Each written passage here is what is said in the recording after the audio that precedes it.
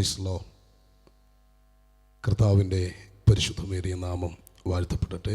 Mercy home പ്രത്യാശ ദൈവത്തിൻ്റെ 50ാമത് വാർഷികത്തോടനുബന്ധിച്ച് നടക്കുന്ന പ്രത്യാശ മഹോത്സവത്തിൻ്റെ 2ാമത്തെ രാത്രിയിൽ യേശുക്രിസ്തുവിൻ്റെ സാക്ഷ്യവും ദൈവവചനവും നിമിത്തം നിങ്ങളെ അഭിസംബോധന ചെയ്യാൻ ദൈവം ഒരുക്കിയ അവസരത്തിനായിട്ട് കർത്താവിന് സ്തോത്രം അർപ്പിക്കുന്നു.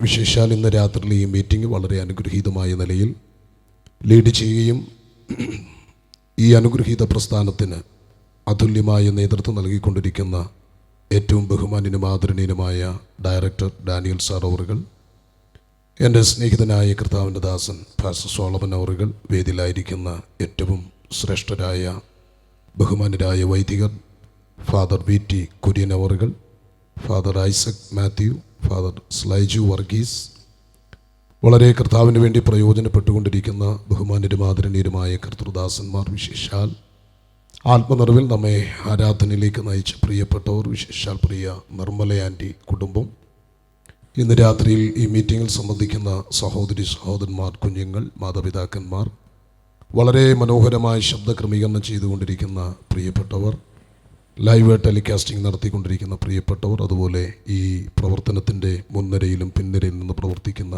എല്ലാ പ്രിയപ്പെട്ടവർക്കും, കർത്താവിൻ്റെ മുന്തിരിത്തോട്ടത്തിൽ അധ്വാനിക്കുന്ന ബഹുമാന്യരും ആദരണീയരുമായ എല്ലാ കർത്തൃദാസന്മാർക്കും യേശുക്രിസ്തുവിൻ്റെ നിസ്തുല്യമായ നാമത്തിൽ എൻ്റെ സ്നേഹ വന്ദനം അറിയിക്കുന്നു. എൻ്റെ ബ്രദർലോയും സിസ്റ്ററും ഈ സ്ഥാപനത്തിലുള്ളതും ഞങ്ങൾക്ക് വളരെ സന്തോഷമാണ്, അഭിമാനമാണ്. അവരെയും ഓർത്ത് ഞാൻ ദൈവത്തെ സ്തുതിക്കുന്നു. കർത്താവ് എല്ലാ നിലയിലും എല്ലാവരെയും അനുഗ്രഹിക്കട്ടെ. 51 വർഷമായി വളരെ അനുഗ്രഹീതമായ വ്യത്യസ്തമായ പ്രവർത്തനങ്ങൾ, പ്രത്യേകിച്ച് സുവിശേഷീകരണത്തിന് വളരെ പ്രാധാന്യം കൊടുത്തുകൊണ്ട് നടക്കുന്ന ഈ പ്രവർത്തനങ്ങളെ കർത്താവ് ധാരാളമായിട്ട് അനുഗ്രഹിക്കട്ടെ. പ്രിയ ഡാനിയൽ സാറിനെ കർത്താവ് ശക്തമായി അതിനായി പ്രയോജനപ്പെടുത്തട്ടെ എന്ന് ആത്മാർത്ഥമായി പ്രാർത്ഥിച്ചും ആശംസിച്ചും കൊണ്ട്, സമയപരിമിതി നമ്മുടെ മുൻപിൽ ഉള്ളതുകൊണ്ട് വേഗത്തിൽ തിരുവഴുത്തിലേക്ക് നിങ്ങളുടെ ശ്രദ്ധയെ തിരിപ്പാൻ കർത്താവിൽ ശരണപ്പെടുന്നു. ഈ രാത്രിയിലെ അല്പസമയത്തെ ദൈവവചന ചിന്തയ്ക്കായിട്ട് വിശുദ്ധ തിരുവഴുത്തിൽ നിന്ന് കൊലോസ്യ ലേഖനം 3-ാം അധ്യായം അതിൻ്റെ 15-ാമത് വാക്യം നമുക്ക് വായിക്കാം. കൊലോസ്യ ലേഖനം 3-ാം അധ്യായം 15-ാമത് വാക്യം. ക്രിസ്തുവിന്റെ സമാധാനം നിങ്ങളുടെ ഹൃദയങ്ങളിൽ വാഴട്ടെ. ക്രിസ്തുവിന്റെ സമാധാനം നിങ്ങളുടെ ഹൃദയങ്ങളിൽ വാഴട്ടെ. അതിനല്ലോ നിങ്ങൾ ഏക ശരീരമായി വിളിക്കപ്പെട്ടും ഇരിക്കുന്നത്. മതി മതി മതി. ഒരു നിമിഷം നമ്മുടെ കണ്ണുകൾ അടയ്ക്കാം. ഒന്നിച്ച് നമുക്ക് ദൈവത്തോട് പ്രാർത്ഥിക്കാം.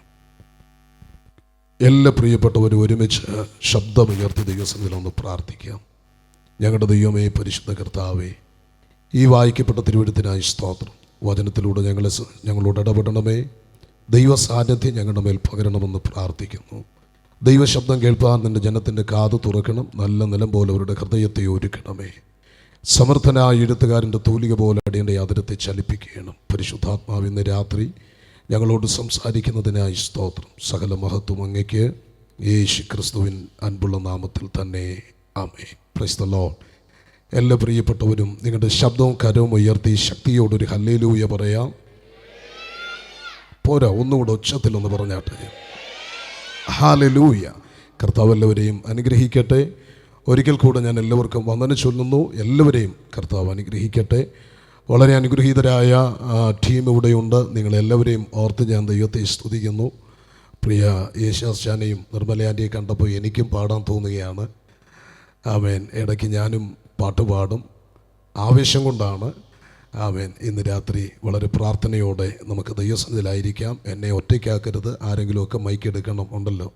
കർത്താവ് അനുഗ്രഹിക്കട്ടെ. Praise the lord. വായിക്കപ്പെട്ട തിരുവഴുത്തിലേക്ക് നിങ്ങളുടെ ശ്രദ്ധയെ തിരിക്കുകയാണ്. അപ്പോസ്തലനായ പൗലോസിൻ്റെ എബ്രായ ലേഖനം ഉൾപ്പെടെയുള്ള 14 ലേഖന നിരകളിൽ ഏറ്റവും അനുഗ്രഹീതമായ ഒരു ലേഖനമാണ് കൊലോസ്യ ലേഖനം. യേശുക്രിസ്തുവിലെ ദൈവശാസ്ത്ര സംബന്ധമായ ക്രിസ്തു വിജ്ഞാനികതയെ, ക്രിസ്തു ശാസ്ത്രത്തെ വളരെ അഗാധമായി ആഴമായി വരച്ച് കാണിച്ചിരിക്കുന്ന അനുഗ്രഹീതമായൊരു ലേഖനമാണ് കൊലോസ്യ ലേഖനം. കൊലോസ്യ ലേഖനത്തിൻ്റെ ആമുഖങ്ങൾ ധാരാളമുണ്ടെങ്കിലും കൊലോസി എന്ന പട്ടണമോ എഴുതാനുണ്ടായ പശ്ചാത്തലമോ മറ്റ് കാര്യാദികളിലേക്കൊന്നും കിടക്കാതെ, മുഖവരുകളൊന്നും കൂടാതെ ഈ ലേഖനത്തിലേക്ക് ഞാൻ പ്രവേശിക്കുകയാണ്. ജ്ഞാനമതത്തിൻ്റെ വശീകരണ ചിന്തകൾ കൊലോസി സഭയിലെ വിശ്വാസ സമൂഹത്തിൻ്റെ ഹൃദയത്തിൽ വേരോട്ടമുണ്ടായപ്പോൾ യേശുക്രിസ്തുവിലെ ദൈവത്വത്തിൽ നിന്ന്, നിത്യതയുടെ വെളിപ്പാടിൽ നിന്ന് അകന്ന ജനം ആത്മീക മൂല്യച്യുതിയും ആത്മീക പാപ്പരത്വവും സഭയ്ക്കകത്ത് സംഭവിച്ചപ്പോൾ ആ സഭയുടെ സ്ഥാപകനായ എപ്പഫ്രാസ് ദൈവസന്നിധിയിൽ മുട്ടുമടക്കിയപ്പോൾ പരിശുദ്ധാത്മാവ് തന്നോട് ഇടപെട്ടു നേരെ റോമിലേക്ക് പോകാൻ. അങ്ങനെ റോമിൽ പൗലോസിൻ്റെ അടുക്കലെത്തി. പൗലോസ് അവിടെ ആ സമയത്ത് കാരാഗൃഹത്തിൽ കിടക്കുന്നു. സഭയുടെ ആത്മീക വിഷയങ്ങളെക്കുറിച്ച് അറിയിച്ചപ്പോൾ ആത്മഭാരത്തോടെ പൗലോസ് ഈ സഭയ്ക്ക് യേശുക്രിസ്തുവിൻ്റെ ദൈവത്വത്തെ സംബന്ധിച്ച് വളരെ മനോഹരമായി എഴുതിയ അനുഗ്രഹീതമായൊരു ലേഖനമാണ് കൊലോസി ലേഖനം. 4 അധ്യായങ്ങൾ, 95 വാക്യങ്ങൾ, 92 ചരിത്രപരമായ വാക്യങ്ങളും 3 പ്രാവചനികപരമായ വാക്യങ്ങൾ. ഇതിൻ്റെ ഓരോ അധ്യായങ്ങൾ എടുത്ത് പരിശോധിച്ചാൽ 1-ാം അധ്യായത്തിൽ സർവത്തിന് മുമ്പേയുള്ള ക്രിസ്തുവാണ്. 2-ാം അധ്യായത്തിൽ ക്രൂശിക്കപ്പെട്ട ക്രിസ്തുവാണ്. 3-ാം അധ്യായത്തിൽ ന്യായം വിധിക്കുന്ന ക്രിസ്തുവാണ്. 4-ാം അധ്യായത്തിൽ സ്വർഗത്തിൽ ഒരു യജമാനനുണ്ട്, അത് നമ്മുടെ കർത്താവായ യേശു ക്രിസ്തുവാണ്. ഇങ്ങനെ 4 അധ്യായങ്ങൾ ചേർത്ത് വെച്ചപ്പോൾ സഭയ്ക്ക് ലഭിച്ച ഒരു ഉജ്ജ്വലമായ വെളിപ്പാട് ക്രിസ്തു സഭയുടെ ശിരസ്സാണ്. അപ്പോൾ എഫേസ്യ ലേഖനം ശരീരമാം സഭ എന്ന മർമ്മമാണ്. ഈ 2 ലേഖനങ്ങൾ ചേർത്ത് വെക്കുമ്പോൾ ഒരു മനുഷ്യ ശരീരത്തിൻ്റെ രൂപസാദൃശ്യ ഘടന, ഒരു ജീവബന്ധം ഈ 2 ലേഖനങ്ങൾക്കുമുണ്ട്. യേശുക്രിസ്തു സഭയുടെ ശിരസ്സെന്ന് അവതരിപ്പിച്ചിരിക്കുന്ന ലേഖനത്തിൽ 3-ാം അധ്യായത്തിൽ ക്രൈസ്തവിക പ്രത്യാശയെ ഉയർത്തിക്കാണിച്ച് തുറന്നു കിടക്കുന്ന ലോകത്തിൻ്റെ ഭയങ്കര പാപത്തിൻ്റെ ചിത്രം വാക്കുകളിലൂടെ അവതരിപ്പിച്ച് 3:15 വന്നപ്പോൾ പൗലോസ് ഇങ്ങനെ എഴുതി: നിങ്ങളുടെ ഹൃദയത്തിൽ വസിക്കേണ്ടത്. ഈ രാത്രിയിൽ എൻ്റെ പ്രഭാഷണത്തിന് ഞാനൊരു തലക്കെട്ടിടുന്നു: ഹൃദയത്തിൽ വസിക്കേണ്ടത്, അഥവാ ഹൃദയത്തിൽ വാഴേണ്ടത്. Price the Lord. ഇന്ന് രാത്രി ഒന്ന് പറയുമോ? നമ്മുടെ വിഷയം എന്താണ്? ഉറക്കെ പറഞ്ഞു. ഹൃദയത്തിൽ വസിക്കേണ്ടത്. ഹൃദയത്തിന് വലിയ പ്രാധാന്യതയുണ്ട്. ഒരു ചിന്തകൻ പറഞ്ഞത് മനുഷ്യ ശരീരത്തിൻ്റെ വർക്ക്ഷോപ്പാണ് ഹൃദയമെന്നാണ്. നമ്മുടെ കർത്താവായ യേശുക്രിസ്തു പറഞ്ഞത് മനുഷ്യൻ്റെ അകത്തു നിന്ന് പുറപ്പെടുന്നതാണ് അവനെ അശുദ്ധനാക്കുന്നത് എന്ന് വെച്ചാൽ ഹൃദയത്തിൽ നിന്ന് തന്നെ. അപ്പോൾ ഹൃദയത്തിൽ എന്താണോ ഉള്ളത് അതായിരിക്കും നമ്മുടെ സ്വഭാവം, അതായിരിക്കും നമ്മുടെ പ്രവൃത്തി, അതായിരിക്കും നമ്മുടെ കാഴ്ചപ്പാടുകൾ.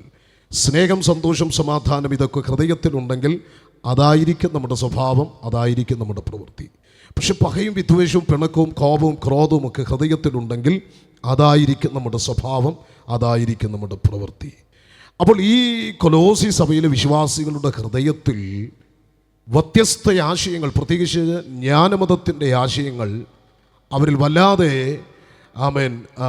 ആത്മീകമായി മൂല്യച്യുതി കൊണ്ടുവന്നപ്പോൾ ആ സഭയെ ക്രിസ്തുവിങ്കിലേക്ക് അടുപ്പിക്കേണ്ടതിന് അവർക്ക് കൈമാറിയ ഈ ലേഖനത്തിൽ 3 കാര്യങ്ങളാണ് ഹൃദയത്തിൽ വസിക്കേണ്ടതെന്ന് ഈ ലേഖനത്തിൽ എഴുതി. അതുകൊണ്ട് ഇത് രാത്രിയിൽ ഞാൻ ഈ കൊലോസി ലേഖനാധിഷ്ഠിതമായിട്ടാണ് നിങ്ങളോട് സംസാരിക്കുന്നത്.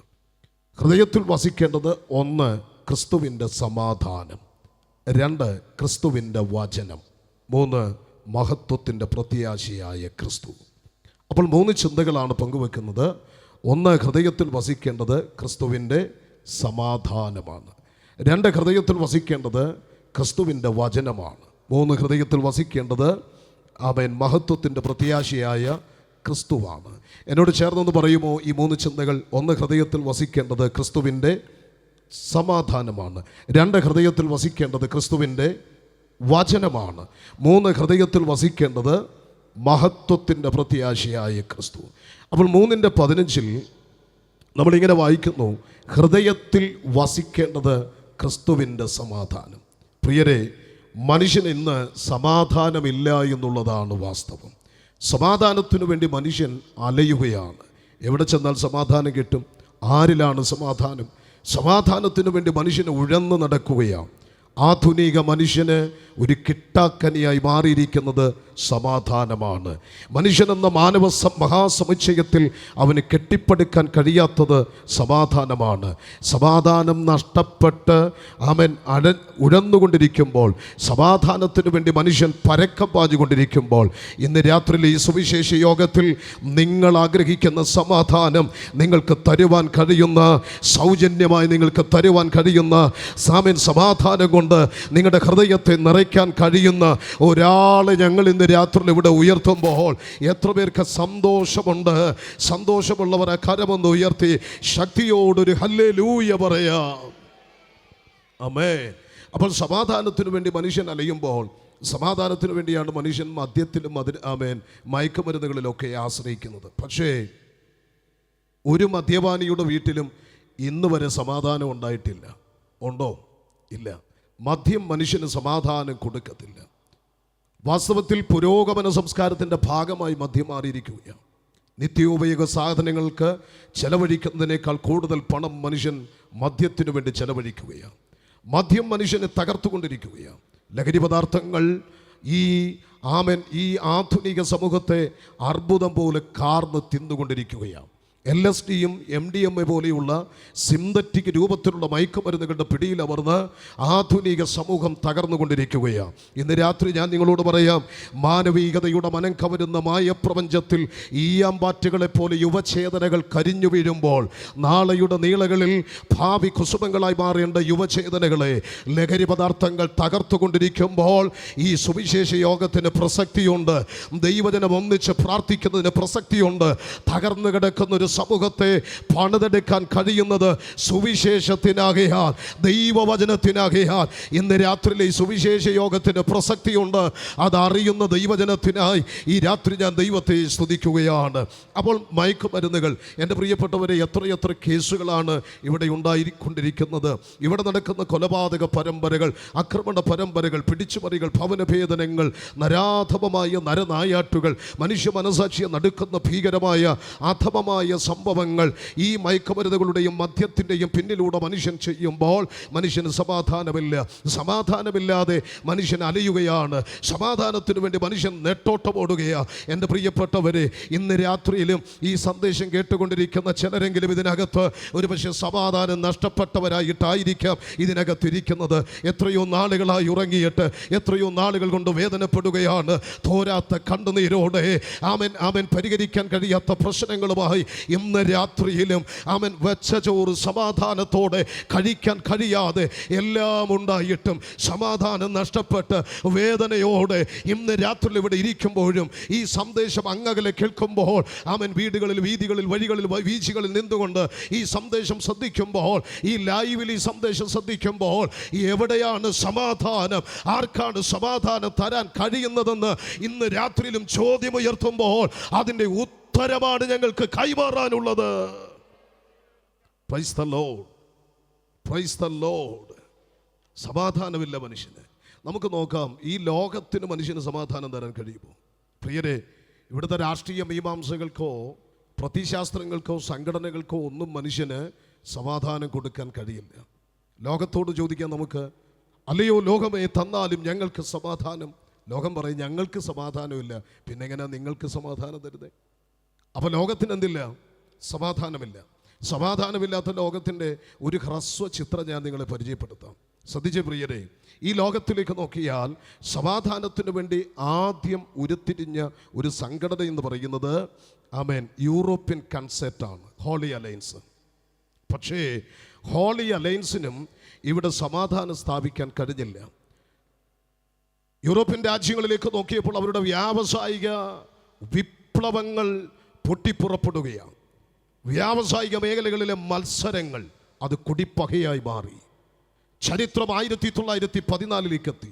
ഒന്നാം ലോകമഹായുദ്ധത്തിൻ്റെ തിരശ്ശീല ഉയർന്നു. അന്നത്തെ ബ്രിട്ടൻ്റെ അധിപതി ലോകത്തോട് വിളിച്ചു പറഞ്ഞത് എല്ലാ യുദ്ധങ്ങളുടെയും പര്യവസാനമാണ്. ഇനി യുദ്ധങ്ങളില്ലാത്തൊരു നാളെ ഇവിടെ പൂവണിയണമെങ്കിൽ ആയുധമെടുക്കണം, യുദ്ധം ചെയ്യണം. സ്തോത്രം. ലോകരാജ്യങ്ങൾ കോരിത്തരിച്ചു, തെരുവിലേക്കിറങ്ങി, യുദ്ധത്തിനായി തെരുവിലേക്കിറങ്ങി. പക്ഷേ എന്താ സംഭവിച്ചത്? ഒന്നാം ലോകമഹായുദ്ധം പര്യവസാനിച്ചു. ഒന്നാം ലോകമഹായുദ്ധം പര്യവസാനിക്കുമ്പോൾ സമാധാനമില്ല. 1918 ഒന്നാം ലോകമഹായുദ്ധം പര്യവസാനിക്കുമ്പോൾ സമാധാനം സ്ഥാപിക്കാൻ കഴിഞ്ഞില്ല. ലോകരാഷ്ട്രങ്ങൾ പറഞ്ഞു നമുക്ക് സമാധാനം വേണം, യുദ്ധങ്ങളില്ലാതെ ഇവിടെ സമാധാനം സ്ഥാപിക്കപ്പെടണം. അതിനെന്താണ് ചെയ്യേണ്ടത്? ഒരു ലോക സംഘടന, സമാധാന സംഘടന പുറത്തു വന്നു. ആ സമാധാന സംഘടനയ്ക്ക് പറയുന്ന പേരാണ് ദ ലീഗ് ഓഫ് നേഷൻ എന്ന് പറയുന്നു. 1920 ജനുവരി 10 നിലവിൽ വന്ന ദ ലീഗ് ഓഫ് നേഷൻ. പക്ഷേ ഇവിടെ സമാധാനം സ്ഥാപിക്കാൻ ലീഗ് ഓഫ് നേഷന് കഴിഞ്ഞില്ല. കരമൊന്ന് ഉയർത്തി ഒരു ഹല്ലേലൂയ പറയാമോ? എനിക്കൊരല്പം ഫീഡ്ബാക്ക് തരണേ. എവിടെയാ ഇതിൻ്റെ ഒരല്പം feedback? Price the Lord, hallelujah. Hallelujah. അപ്പോൾ 1920 ജനുവരി 10 ലീഗ് ഓഫ് നേഷൻ വന്നു. ലീഗ് ഓഫ് നേഷൻ പക്ഷേ ഇവിടെ സമാധാനം സ്ഥാപിക്കാൻ കഴിഞ്ഞില്ല. എന്താ ചരിത്രം കണ്ടതെന്നറിയാമോ? യൂറോപ്യൻ രാജ്യങ്ങളുടെ ശക്തമായ തേരോട്ടം, ബ്രിട്ടൻ്റെ സാമ്രാജ്യത്വ വ്യവസ്ഥിതിയുടെ പടയോട്ടം, ആ ശക്തമായ പടയോട്ടത്തിൽ നിരവധി രാജ്യങ്ങൾ അതിന് കീഴടങ്ങി. ഇന്ത്യ അടക്കമുള്ള നിരവധി രാജ്യങ്ങൾ സ്വതന്ത്രമാകാൻ ആളിക്കത്തുന്ന നിരവധി സ്വാതന്ത്ര്യ സമരമുഖങ്ങൾ. 1939 എത്തിയപ്പോൾ ലീഗ് ഓഫ് നേഷൻ തകർന്നു. അതിൻ്റെ പട്ടടയിൽ നിന്നുകൊണ്ട് രണ്ടാം ലോകമഹായുദ്ധത്തിൻ്റെ തിരശ്ശീല ഉയരുകയാണ്. 1939 മുതൽ 1945 രണ്ടാം ലോകമഹായുദ്ധത്തിൻ്റെ തിരശ്ശീല വീഴുമ്പോൾ ഇവിടെ 5 കോടി ജനജീവൻ നഷ്ടപ്പെട്ടു. ലക്ഷോപലക്ഷം സസ്തനികൾ കരിഞ്ഞു വീണു. ഇവിടെ ലക്ഷക്കണക്കിന് ആളുകൾ അംഗഹീനരായി മാറി. യുദ്ധത്തിൻ്റെ അനന്തരഫലം ഭയാനകമായിരുന്നു, ഭീകരമായിരുന്നു. എൻ്റെ പ്രിയപ്പെട്ടവരെ, നാഗാസാക്കിയും ഹിരോഷിമയും ഒക്കെ യുദ്ധവെറിയുടെ കഴുകുരൂപം പൂണ്ടവർ നടത്തിയ ആണവ വിസ്ഫോടനത്തിൻ്റെ മഹാദുരന്ത ഫലമായി അവശേഷിച്ചപ്പോൾ രണ്ടാം ലോകമഹായുദ്ധത്തിനും ഇവിടെ സമാധാനം കൊണ്ടുവരാൻ കഴിഞ്ഞില്ല.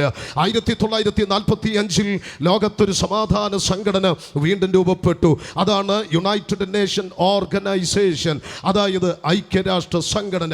എൻ്റെ പ്രിയരെ, ഐക്യരാഷ്ട്ര സംഘടന നിലവിലിരിക്കുന്ന ഒരു തലമുറയിലാണ് ഇന്ന് ഞാനും നിങ്ങളും ജീവിക്കുന്നത്. എത്രയെത്ര യുദ്ധങ്ങൾക്ക് നമ്മൾ സാക്ഷ്യം വഹിച്ചു. ഇവിടെ സമാധാനം കൊണ്ടുവരാൻ ഈ സംഘടനകൾക്ക് കഴിഞ്ഞോ? ഇല്ലവേ ഇല്ല എന്നുള്ളതല്ലേ സത്യം. എത്രയെത്ര യുദ്ധങ്ങൾ നമ്മുടെ രാജ്യം പോലും യുദ്ധം കഴിഞ്ഞു. എത്രയെത്ര രാജ്യങ്ങൾ യുദ്ധത്തിൻ്റെ മുൻമുലയിലാണ്. അപ്പോൾ എങ്ങും സമാധാനമില്ല. കലാപങ്ങളാണ്, സംഘടനകളാണ്. ഇവയ്ക്കൊന്നും ഇവിടെ സമാധാനം ഈ സംഘടനകൾക്കൊന്നും സ്ഥാപിക്കാൻ കഴിയുന്നില്ല. 1917 ബോൾഷെവിക് വിപ്ലവത്തിന് ശേഷം 1921 റഷ്യൻ വിപ്ലവത്തിന് ശേഷമാണ് സോവിയറ്റ് യൂണിയൻ ഉടലെടുക്കുന്നത്. പാശ്ചാത്യ പൗരസ്ത്യ മേഖലകളെ നിയന്ത്രിച്ച സോവിയറ്റ് യൂണിയൻ എവിടെ പോയി?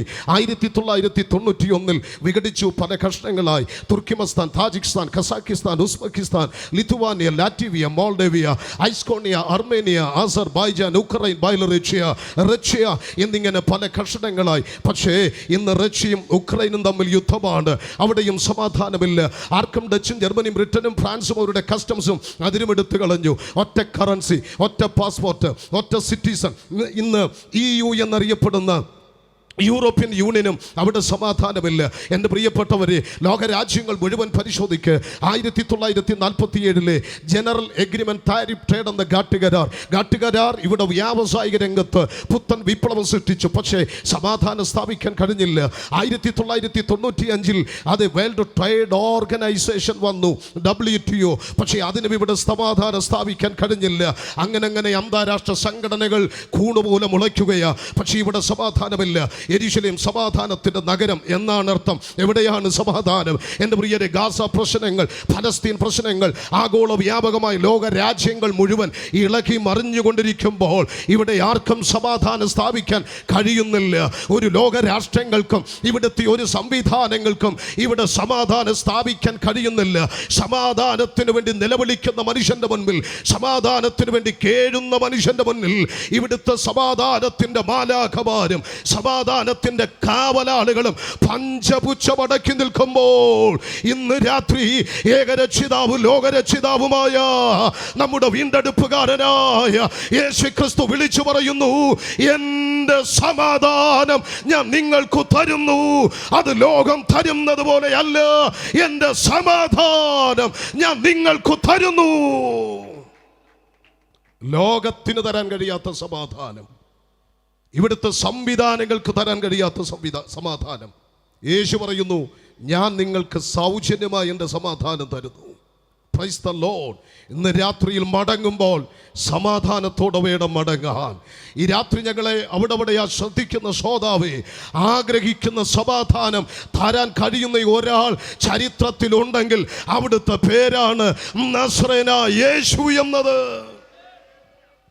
യേശു കാണിച്ചു തന്ന സമാധാനത്തെ മനസ്സിലാക്കണമെങ്കിൽ യേശുവിന് വേണ്ടി വാളെടുത്തവനോട് യേശു എന്താ പറഞ്ഞേ? വാളെടുക്കുന്നവൻ വാളാൽ. പ്രിയരെ, ആയുധമുറയിലിടാനല്ലോ അവൻ പഠിപ്പിച്ച് ആഹ്വാനം ചെയ്ത ഒരു നേതാവുണ്ടെങ്കിൽ അത് യേശുക്രിസ്തുവാണ്. ലോകം കണ്ടതിൽ വെച്ച് ഏറ്റവും വലിയ സമാധാനം സ്ഥാപിച്ചത് യേശുക്രിസ്തുവാണ്. ഏതാണ് ആ സമാധാനം? യേശുക്രിസ്തു സ്ഥാപിച്ച സമാധാനം. എഫേസ്യ ലേഖനത്തിന്റെ 2:14 പൗലോസ് പറയുന്ന അവൻ നമ്മുടെ സമാധാനം. ആമേൻ. കാരണം അവൻ സ്ഥാപിച്ച സമാധാനം, ലോകം കണ്ടതിൽ വെച്ച് ഏറ്റവും വലിയ സമാധാനം. ഏതാ സമാധാനം എന്നറിയാമോ? നമ്മെ ദൈവത്തോട് നിരപ്പിച്ചത്. മനുഷ്യനും ദൈവത്തിനും ഇടയിലുണ്ടായിരുന്ന പാപമെന്ന പ്രശ്നത്തെ പരിഹരിച്ച് നമ്മെ ദൈവത്തോട് നിരപ്പിച്ച് ദൈവത്തോട് സമാധാനം ഉണ്ടാക്കിയതാണ് ലോകം കണ്ടതിൽ വെച്ച് ഏറ്റവും വലിയ സമാധാനം. Price the lord. എൻ്റെ പ്രിയരെ, യേശുക്രിസ്തു ജനിക്കുന്നതിന് 7 നൂറ്റാണ്ടുകൾക്കപ്പുറത്ത് യെശയ്യാവെന്ന പ്രവാചകൻ പറഞ്ഞത് എന്താണ്? അവൻ സമാധാനത്തിൻ്റെ പ്രഭുവാണ്. യേശു ജനിച്ചപ്പോൾ മാലാഖമാർ വാനവരവിൽ നിന്ന് പാടിയ പാട്ടിൻ്റെ വരികൾ എങ്ങനെയാണ്? അത്യുന്നതങ്ങളിൽ ദൈവത്തിന് മഹത്വം, ഭൂമിയിൽ ദൈവപ്രസാദമുള്ള മനുഷ്യർക്ക് സമാധാനം. അപ്പോൾ യേശു ജനിച്ചപ്പോൾ മാലാഖമാർ പാടിയ പാട്ട് സമാധാനത്തിൻ്റെ പാട്ട്. യേശുക്രിസ്തുവിൻ്റെ ഗിരിപ്രഭാഷണം, ആ പ്രഭാഷണം നിങ്ങൾ നോക്കണം. യേശുവിൻ്റെ പ്രസംഗത്തിൻ്റെ പ്രധാന ഭാഗം എന്താണ്? അവൻ സമാധാനം ഉണ്ടാക്കുന്നവർ ഭാഗ്യവാന്മാർ, അവർ ദൈവത്തിൻ്റെ പുത്രന്മാരെന്ന് വിളിക്കപ്പെടും. അപ്പോൾ സമാധാനം ഉണ്ടാക്കുന്നവരാരാ? ഭാഗ്യവാന്മാർ. അവരാരുടെ പുത്രന്മാരാ? ദൈവത്തിൻ്റെ പുത്രന്മാർ. അപ്പോൾ സമാധാനം ഉണ്ടാക്കാത്തവരാരുടെ പുത്രന്മാരാ? നിങ്ങൾ വേണ്ടുന്നില്ല. സമാധാനം ഉണ്ടാക്കുന്നവൻ ദൈവത്തിൻ്റെ പുത്രനാ. അപ്പോൾ സമാധാനം ഉണ്ടാക്കാത്തവരോ? ചേപ്പാടുകാർ സമ്മതിച്ചേ. സമാധാനം ഉണ്ടാക്കാത്തവൻ ആരുടെ പുത്രനാണ്? സ്വതന്ത്രം. അതുകൊണ്ട് വീട്ടിൽ എന്തോ ഉണ്ടാക്കണം? സമാധാനം ഉണ്ടാക്കണം. സഭയ്ക്കകത്ത് എന്തോ ഉണ്ടാക്കണം? സ്വതന്ത്രം. കമ്മിറ്റിയിൽ ഇരിക്കുമ്പോൾ എന്തോ ഉണ്ടാക്കണം? ജനറൽ ബോഡിയിൽ ഇരിക്കുമ്പോഴും. കാരണം നമ്മൾ ആരുടെ പുത്രനാ? ദൈവത്തിൻ്റെ പുത്രൻ ഉണ്ടാക്കുന്നത് എന്തോ ആണ്? ഉറപ്പാണേ. Hallelujah, praise the lord. എൻ്റെ പ്രിയരെ, യേശു സ്ഥാപിച്ച സമാധാനം. അവൻ പറഞ്ഞു സമാധാനം ഉണ്ടാക്കുന്നവർ ഭാഗ്യവാന്മാർ, അവർ ദൈവത്തിൻ്റെ പുത്രന്മാരെന്ന് വിളിക്കപ്പെടും. സ്തോത്രം. നിങ്ങൾക്കറിയാമല്ലോ, യേശു ഉണ്ടാക്കിയ സമാധാനം അന്യൻ്റെ രക്തം കൊണ്ടുണ്ടാക്കിയ സമാധാനമല്ല. കൊലോസ്യ ലേഖനം 1:20 പറയുന്നു, സ്വന്തം രക്തം ക്രൂശിൽ ചൊരിഞ്ഞുണ്ടാക്കിയ സമാധാനം. Price the Lord. 4500 പരം മാനവ ചരിത്രത്തിൻ്റെ ലഭ്യമായ ചരിത്രത്തിൽ 1800 പരം പ്രാവശ്യം സമാധാനത്തിൻ്റെ രേഖയുണ്ടാക്കി. എവിടെ അതൊക്കെ? കാലത്തിൻ്റെ ചവറ്റുകൊട്ടയിൽ മനുഷ്യൻ്റെ രക്തത്തിൽ കുതിർന്ന് ആ സമാധാനത്തിൻ്റെ രേഖകൾ അത്രയും കിടക്കുമ്പോൾ കാലഘട്ടങ്ങൾക്ക് വായിക്കാൻ കഴിയാത്ത സമാധാനത്തിൻ്റെ രേഖ അണികളുടെ രക്തം കൊണ്ടല്ല, സ്വന്തം രക്തം കൊണ്ട് കാൽവറി ക്രൂശിൽ എഴുതിയുണ്ടാക്കിയ ഒരു നേതാവുണ്ടെങ്കിൽ അത് യേശുക്രിസ്തു മാത്രമാണ്. Price the Lord. ആ സമാധാനം നമ്മുടെ പാപമെന്ന പ്രശ്നത്തെ പരിഹരിച്ച് നമ്മെ ദൈവത്തോട് നിരപ്പിച്ചത്. അവൻ ദൈവത്തിനും മനുഷ്യനുമിടയിൽ യേശു ക്രിസ്തു ഉണ്ടാക്കിയ സമാധാനം. ഞാനത് പറഞ്ഞു വിടുമ്പോൾ ആർക്കാണ് സമാധാനമെന്നറിയാമോ? 119 സങ്കീർത്തനം 165 വാക്യം. അവിടെ ഇങ്ങനെയാണ് വായിക്കുന്നത്, ന്യായപ്രമാണത്തിൽ പ്രിയമുള്ള ഏവർക്കും മഹാസമാധാനമുണ്ട്. എങ്ങനെയുള്ള സമാധാനമാണ്? മഹാസമാധാനം. യെശയ്യാപ്രവചനം 26:3 പറയുന്നു, സ്ഥിരമാനസൻ തന്നിൽ ആശ്രയം വെച്ചിരിക്കൊണ്ട് ദൈവം അവനെ പൂർണ്ണ സമാധാനത്തിൽ കാക്കുമെന്നാണ്. ഇനി ആമേൻ. ലൂക്കോസിന്റെ സുവിശേഷം 2:14 പറയുന്നത് ഇങ്ങനെയാണ്, അത്യുന്നതങ്ങൾ ദൈവത്തിന് മഹത്വം, ഭൂമിയിൽ ദൈവപ്രസാദമുള്ള മനുഷ്യർക്ക് സമാധാനം. അപ്പോൾ ദൈവപ്രസാദം ഉള്ളവർക്ക് എന്തോ ഉണ്ട്? സമാധാനമുണ്ട്. എൻ്റെ പ്രിയരെ, ഇന്ന് രാത്രി ഈ ഭാഗത്തെ ഉദ്ധരിച്ചുകൊണ്ട് ഒരു ചിന്ത കൂടെ പറഞ്ഞ് ഞാൻ അവിടെ വിടുവാൻ താല്പര്യപ്പെടുകയാണ്. യേശുവിനെ കണ്ടെത്തിയവർക്ക് സമാധാനമുണ്ട്. Praise the lord. അതുകൊണ്ടല്ലേ ശാന്തമായി ഈ പന്തലിനകത്ത് നമ്മൾ ഇങ്ങനെ ഇരിക്കുന്നത്? പ്രശ്നങ്ങളില്ലാഞ്ഞിട്ടല്ല, രോഗങ്ങളില്ലാഞ്ഞിട്ടല്ല, കഷ്ടങ്ങളില്ലാഞ്ഞിട്ടല്ല, കടബാധ്യതകളില്ലാഞ്ഞിട്ടല്ല, ഞെരുക്കങ്ങളില്ലാഞ്ഞിട്ടല്ല. ഇതെല്ലാം ഉള്ളപ്പോഴും അതിനെയൊക്കെ അതിജീവിക്കാൻ കഴിയുന്ന, സകല ബുദ്ധിയെയും കവിയുന്ന ദൈവിക സമാധാനം അവൻ നമ്മുടെ ഹൃദയങ്ങളിൽ നിറച്ചതിനാൽ ആശ്വാസത്തോട് ഇതിനകത്തിരിക്കുന്ന ദൈവമക്കൾ സ്തോത്രം പറയാതെ തന്നെ ആഹ്വാനം ചെയ്യാൻ പറയാതെ തന്നെ ഇന്ന് രാത്രി സ്തോത്രം ചെയ്യുന്ന, ദൈവത്തിന് മഹത്വം കൊടുക്കുന്ന ദൈവജനത്തിന് ഞാൻ ദൈവത്തെ സ്തുതിക്കുമ്പോൾ കൃപ പ്രാപിച്ച ദൈവമക്കൾ ഇന്ന് രാത്രി മൗനമായിരിക്കരുത്. അല്പസമയം ദൈവത്തിനൊന്ന് സ്തോത്രം ചെയ്തേ, ആ കരങ്ങളൊന്ന് തട്ടി അവൻ ദൈവിക സമാധാനം അനുഭവിക്കുന്ന, ദൈവിക സന്തോഷം അനുഭവിക്കുന്ന ദൈവജനം ഒരുമിച്ച് രാത്രി ശക്തിയോടെ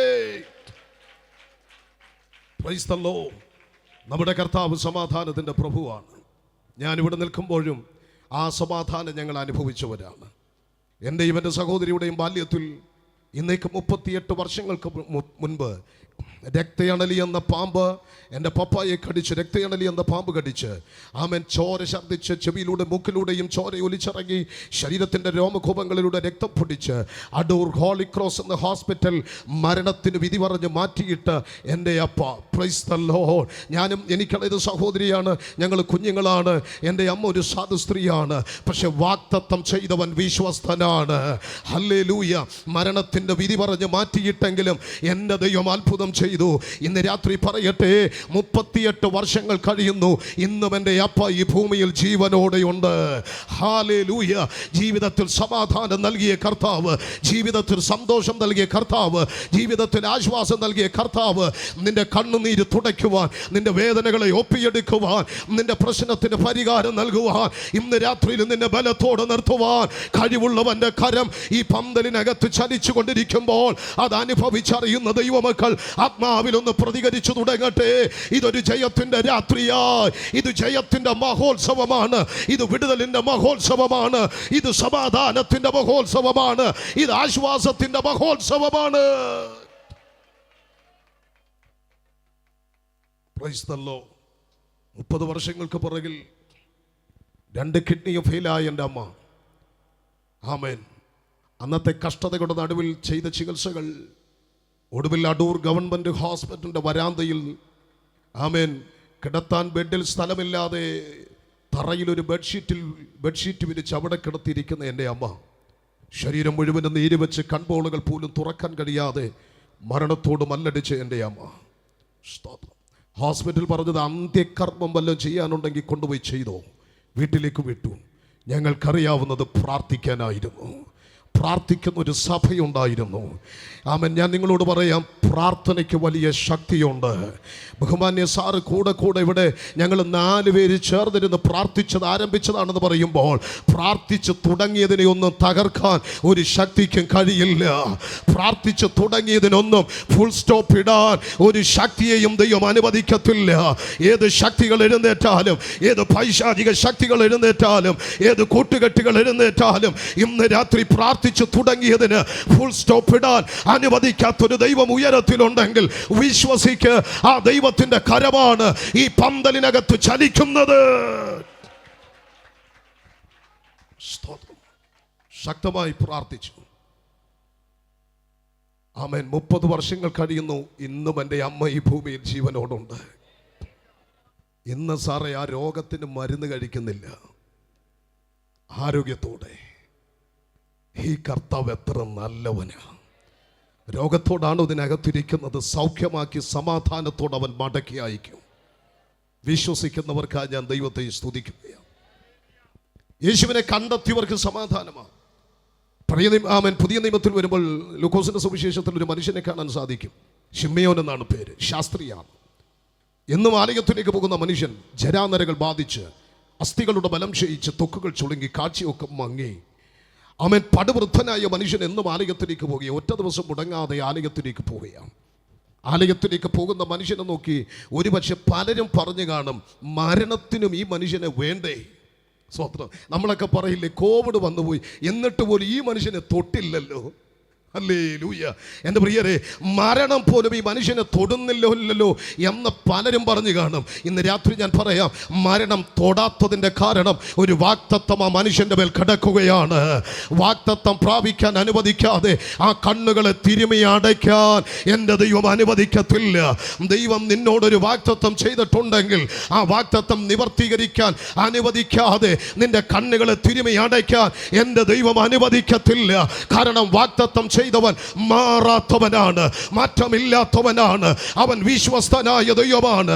തലമുറകളെ കുറിച്ചൊരു വാഗ്ദത്തം കേട്ടിട്ടുണ്ടെങ്കിൽ, കുടുംബത്തെ കുറിച്ചൊരു വാഗ്ദത്തം കേട്ടിട്ടുണ്ടെങ്കിൽ, നിങ്ങളുടെ ശുശ്രൂഷയെക്കുറിച്ച്, നിങ്ങളുടെ മിനിസ്ട്രിയെ കുറിച്ച് ഒരു വാഗ്ദത്തം കേട്ടിട്ടുണ്ടെങ്കിൽ, ഇന്ന് രാത്രി ഞാൻ ആത്മാവിൽ പറയാം, അത് നിവർത്തിപ്പാൻ നമ്മുടെ ദൈവം ശക്തനായ ദൈവമാണ്. എന്താണ് ആ മനുഷ്യന്റെ വാഗ്ദത്തം? ഒരിക്കൽ യെശയ്യാപ്രവചനം പകർത്തി എഴുതുമ്പോൾ ഒരു വാക്യം തൻ്റെ കണ്ണിലും ഹൃദയത്തിലും അടക്കി. ആ വാക്യം, കന്യക ഗർഭം ധരിച്ചൊരു മകനെ പ്രസവിക്കും. കന്യക ഗർഭം ധരിച്ചൊരു മകനെ പ്രസവിക്കുന്നത് ഇമ്പോസിബിൾ, അസാധ്യമാണ്. ഭോഷ്കില്ലാത്ത ദൈവത്തിൻ്റെ വചനത്തിൽ ഞാനിതെങ്ങനെ മനഃപൂർവ്വം എഴുതും? ഹൃദയം വല്ലാതെ ചഞ്ചലപ്പെട്ടു. മാറിയിരുന്ന ഭക്തന്റെ അടുക്കൽ ദൈവം ഇറങ്ങിയിട്ട് പറഞ്ഞു, നീ കർത്താവിൻ്റെ ക്രിസ്തുവിനെ കാണാതെ മരിക്കത്തില്ല. വാഗ്ദത്തം പ്രാപിച്ചവൻ കാത്തിരുന്നു. ഒരിക്കൽ മറിയ തൻ്റെ കൈക്കുഞ്ഞായിരിക്കുന്ന യേശുവിനെ കൊണ്ട് ആലയത്തിലേക്ക് വരുമ്പോൾ നിയോഗത്തോടെ ശിമയോനും അവിടെ ചെന്നു. അവിടെ ചെന്നപ്പോൾ കൈക്കുഞ്ഞായിരിക്കുന്ന യേശുവിനെ കണ്ടു. ഓടിച്ചെന്നു ആ കുഞ്ഞിനെ തൻ്റെ കൈകളിലേക്ക് ഏറ്റുവാങ്ങി നെഞ്ചോട് ചേർത്ത് പിടിച്ചു. ദേ ആ കണ്ണുകൾ തിളങ്ങാൻ തുടങ്ങി, ആ ചുണ്ടുകൾ വിതുമ്പാൻ തുടങ്ങി. എൻ്റെ പ്രിയരെ, വിതുമ്പാൻ തുടങ്ങി. കണ്ണുനീർ തുള്ളികൾ കണ്ണുനീർ തൻ്റെ കവിൾത്തടങ്ങളിലൂടെ ഒഴുകിയിറങ്ങുമ്പോൾ നെഞ്ചിടിപ്പോടെ ആ കുഞ്ഞിനെ നെഞ്ചോട് ചേർത്ത് പിടിച്ചിട്ട് ശിമയോൻ ആ മുഖത്തേക്ക് നോക്കിയിട്ട് പറയുന്നു, സമാധാനത്തോടെ അടിയനെ വിട്ടയച്ചാലും. ഇന്ന് രാത്രി പ്രിയരെ, വാഗ്ദത്തം കാണുമെന്നല്ല, അത് ശിമയോൻ കൈകളിൽ ഏറ്റുവാങ്ങി. വിശ്വസിക്ക്, നിങ്ങൾ വാഗ്ദത്തം കാണുമെന്നല്ല, അത് നിങ്ങൾ കൈകളിൽ പ്രാപിക്കാൻ പോകുകയാണ്.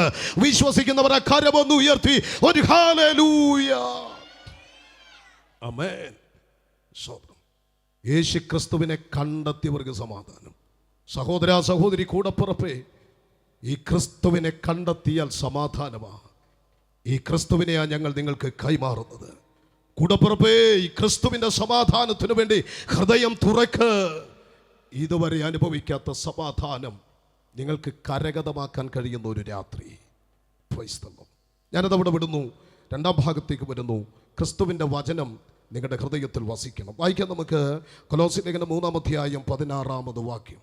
സങ്കീർത്തനങ്ങളാലും സ്തുതികളാലും ആത്മീയ ഗീതങ്ങളാലും തമ്മിൽ പഠിപ്പിച്ചും ബുദ്ധി ഉപദേശിച്ചും നന്ദിയോടെ നിങ്ങളുടെ ഹൃദയങ്ങളിൽ ദൈവത്തിന് പാടിയും ഇങ്ങനെ ക്രിസ്തുവിന്റെ വചനം ഐശ്വര്യമായി സകല ജ്ഞാനത്തോടും കൂടെ നിങ്ങളിൽ വസിക്കട്ടെ. നിങ്ങളിൽ എന്ത് ചെയ്യണം? വസിക്കണം. അപ്പോൾ അവിടെ ഇങ്ങനെയാണ് വായിക്കുന്നത്. ആ വാക്യം ഒന്നുകൂടെ വായിച്ചോട്ടെ. സങ്കീർത്തനങ്ങളാലും. അപ്പോൾ വചനത്തിൽ എന്തോ ഉണ്ട്? സങ്കീർത്തനമുണ്ട്. ഇപ്പൊ ചിലർ പറയുന്ന സങ്കീർത്തനം ഒന്നും വേണ്ട, കീറിയേക്കാൻ. പുസ്തകത്തിനകത്ത് കത്രിക കയറ്റിയാൽ തമ്പുരാൻ നിന്നെ വിടത്തില്ല. Price the Lord. വചനത്തിൽ എന്തോ ഉണ്ട്? സങ്കീർത്തനങ്ങളുണ്ട്. അടുത്തത് സ്തുതികളാലും. അപ്പൊ എന്തോ ഉണ്ട്? സ്തുതിയുണ്ട്. സ്തുതിക്കുന്ന നേരുള്ളവർക്ക് ഉചിതമാണ്. അവൻ സ്തോത്രമെന്ന യാഗമർപ്പിക്കുന്നവൻ എന്നെ മഹത്വപ്പെടുത്തുന്നു. Praise the lord. ഇവിടെയുണ്ട് പ്രസംഗമുണ്ട്, ഇവിടെ കമ്മിറ്റി മിനിറ്റ്സും ഒക്കെ ഉണ്ട്. സ്വർഗത്തിൽ ഇതൊന്നുമില്ല പ്രിയരെ. അവിടെ അവൻ ഹല്ലേലൂയ മാത്രമേ ഉള്ളൂ. ഇവിടെ ഹല്ലേലൂയ പറയാത്ത, സ്വോത്രം പറയാത്ത നമ്മളെങ്ങനെ അവിടെ പോയി പറയും? Price the Lord. അതുകൊണ്ട് ദൈവത്തെ സ്തുതിക്കണം. ആമേൻ. അടുത്തത് ആത്മീയ ഗീതങ്ങളാലും. അപ്പോൾ പാട്ടിന് എന്തുകൊണ്ട്? വലിയ പ്രസക്തിയുണ്ട്. വിശുദ്ധ തിരുവചനത്തിൽ പഞ്ചകാവ്യ ഗ്രന്ഥങ്ങളുണ്ട്. അതിൽ ദാവീദിൻ്റെ പഞ്ചഗ്രന്ഥങ്ങളാണ് സങ്കീർത്തനങ്ങൾ. പാട്ടിന് ഭയങ്കര പ്രസക്തിയാണ്. എൻ്റെ പ്രിയരെ, നിർമ്മലയാൻ്റെ കണ്ടപ്പോൾ എനിക്ക് ഒത്തിരി സന്തോഷം തോന്നി. എത്ര അനുഭവങ്ങളുടെ തീച്ചൂളയിലൂടെ വന്ന പാട്ടുകൾ. നമ്മൾ പാടി ആരാധിക്കുന്ന പല പാട്ടുകളും പ്രിയപ്പെട്ടവരിലൂടെ പുറത്തു വന്ന പാട്ടുകളാണ്. ഇന്ന് രാത്രിയിലും എത്ര പേർക്ക് സന്തോഷമുണ്ട്? ഹല്ലേലൂയ. എൻ്റെ പ്രിയരെ, ആമേൻ. ഒരു സഹോദരി സുഭിക്ഷയായിട്ട് വീട്ടിൽ കഴിഞ്ഞുകൊണ്ടിരുന്നപ്പോൾ കർത്താവിന് വേണ്ടി ഇറങ്ങിത്തിരിച്ചു. കർത്താവിന് വേണ്ടി ഇറങ്ങിത്തിരിച്ചപ്പോൾ ആമേൻ, അങ്ങനെ കഷ്ടതയും പട്ടിണിയും തെരഞ്ഞെടുത്ത് യാത്ര ചെയ്തപ്പോൾ ആമേൻ, വിശ്വാസ കപ്പലിൽ വിശ്വാസത്താൽ യാത്ര ചെയ്ത സഹോദരി, എൻ്റെ പ്രിയരെ, തൻ്റെ വല്യമ്മച്ചി ഒരു കത്തെഴുതി അയച്ചു. മോളെ, ഈ കത്ത് കിട്ടിയാൽ നീ എത്രയും പെട്ടെന്ന് വീട്ടിലേക്ക് വരണം. ആ വരികൾ വായിച്ച് ആമേൻ സഹോദരിയുടെ, ആ പ്രിയ കർത്തൃദാസിയുടെ ഹൃദയം വേദനിച്ചു. ആമേൻ, പൊട്ടിക്കരഞ്ഞു താൻ. അവിടെ ഇരുന്നു കൊണ്ട് തൻ്റെ ഹൃദയത്തിൽ ഉരുത്തിരിഞ്ഞ ചില വരികൾ ആമേൻ, പിന്നത്തേതിൽ അനേക ഭക്തന്മാർ ആമേൻ 9 പതിറ്റാണ്ടുകൾ കഴിഞ്ഞിട്ടും ഇന്നും പാടി കർത്താവിൽ ബലപ്പെടുന്ന വരികളുണ്ട്. ആമേൻ. ഞെരുക്കത്തിൻ അപ്പം ഞാൻ തിന്നാലും, കഷ്ടത്തിൻ കണ്ണുനീർ കുടിച്ചാലും, ദേഹി ദുഃഖത്താൽ ക്ഷയിച്ചെന്നാലും, എല്ലാം പ്രതികൂലമായെന്നാലും ഞാൻ യാത്ര ചെയ്യും ക്രൂശെ നോക്കി. യാത്ര ചെയ്യും ഞാൻ ക്രൂശെ നോക്കി, യുദ്ധം ചെയ്യും ഞാൻ യേശുവിനാ, ജീവൻ വച്ചിടും രക്ഷകനാ, അന്ത്യാശ്വാസം വരെയും ഞെരുക്കത്തിൻ കഷ്ടത്തിനപ്പം ഞാൻ തിന്നാലും കഷ്ടത്തിൻ കണ്ണുനീർ കൂടിച്ചാലും ഓ ഞെരുക്കത്തിനപ്പം ഞാൻ തിന്നാലും കഷ്ടത്തിൻ കണ്ണുനീർ കൂടിച്ചാലും ദേഹി ദുഃഖത്താൽ ക്ഷയിച്ചെന്നാലും എല്ലാം പ്രതികൂലമായെന്നാലും യാത്ര ചെയ്യും ഞാൻ ക്രൂശെ നോക്കി, യുദ്ധം ചെയ്യും ഞാൻ യേശുവിനാ ജീവൻ വെച്ചിടും രക്ഷകനാ അന്ത്യാശ്വാസം വരെ ഒരിക്കൽ കൂടെ യാത്ര ചെയ്യും യാത്ര ചെയ്യും ഞാൻ ക്രൂശെ നോക്കി, യുദ്ധം ചെയ്യും ഞാൻ യേശുവിനാ ജീവൻ വെച്ചിടും രക്ഷകനാ അന്ത്യാശ്വാസം വരെ ജീവൻ വെച്ചിടും ജീവൻ വച്ചിടും രക്ഷകനാ അന്ത്യാശ്വാസം വരെയും. എത്ര പേർക്ക് ഇന്ന് രാത്രി തീരുമാനമുണ്ട്? യാത്ര ചെയ്യും ഞാൻ ആ ക്രൂശിയെ നോക്കി. Price the Lord. അനുഭവത്തിന്റെ തീച്ചൂളയിലൂടെ പുറത്തു വന്ന ഗാനങ്ങൾ പറയുന്നതിൽ ക്ഷമിക്കണം. ഇന്നത്തെ പല പാട്ടുകളും ഓരോ വർഷത്തിന് ഓരോ ഹിറ്റാണ്, ഓരോ വർഷത്തിന് ഓരോ ഹിറ്റാണ്. പിന്നെ ആ പാട്ടില്ല. പക്ഷെ ഇത് കർത്താവ് വരുവോളം ഹിറ്റാണ്. ഹല്ലേലൂയ.